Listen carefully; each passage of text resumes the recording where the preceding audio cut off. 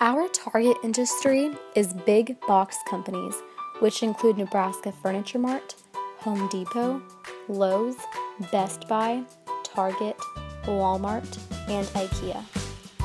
Our mission is to build awareness for the kickoff breakfast on April 28, 2016, and persuade these large box companies to become a North Texas Housing Summit sponsor.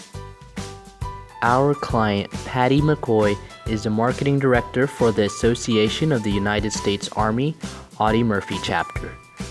Our task was to prospect the big box companies for the potential sponsorship and persuade them to come to the kickoff breakfast. We decided to use social media promotion through Facebook, Twitter, Instagram, and LinkedIn. When we were first setting up our communication plans for this project, our group decided that having one person to take care of all the emails between Patty and our group would be ideal. Having multiple people email her back and forth would make things more complicated. When we first received the account information from Professor Corbett and were ready to start posting, we reached out to Patty via email every Tuesday to get our post approved for the next week.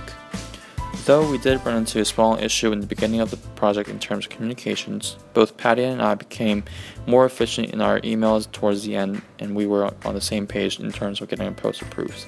So we created an activity plan to help us stay organized and set goals throughout the semester. Towards the end of February, our initiative was to start emailing Patty and deliver informational posts on social media to our big box companies about the kickoff breakfast. Prior to each of our social media postings, we were instructed to receive approval of these posts via email from Patty. Our postings were to be issued under Patty's social media accounts for the North Texas Housing Summit. So for Facebook, we had the most we could do with it out of all social media platforms. It could be fun and informing about the breakfast. Twitter, we had a character limit, so we reserved this for RSVPs and reminders. Instagram, it was the most visually appealing, and it was the most promotional for the breakfast. Lastly, our LinkedIn, it was the best for networking appeal. Facebook was the most successful social media platform in terms of engagement. Toward the beginning of the project, all the groups were facing some difficulty connecting with their targets via social media. This was in part due to the fact that both the Twitter and Facebook accounts only had 1 or 2 followers or likes.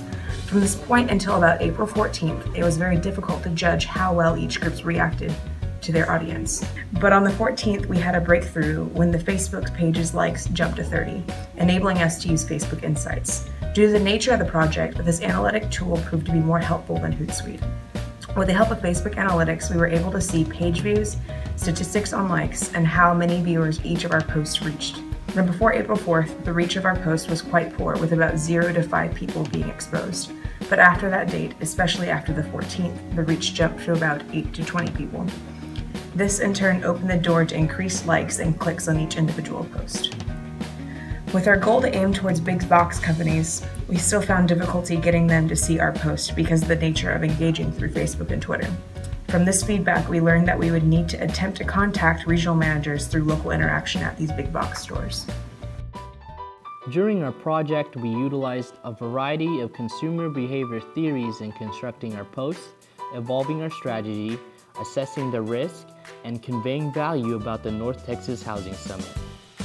When deciding our messages, we had to consider 2 levels of impact: the one we had on the big box companies and the impact transferred from them to the veterans at the actual event. During content creation, we pondered the message effects that would be most beneficial on an impersonal medium such as Facebook and Twitter. Another important consideration of our social media post was in strategy beyond just the message creation.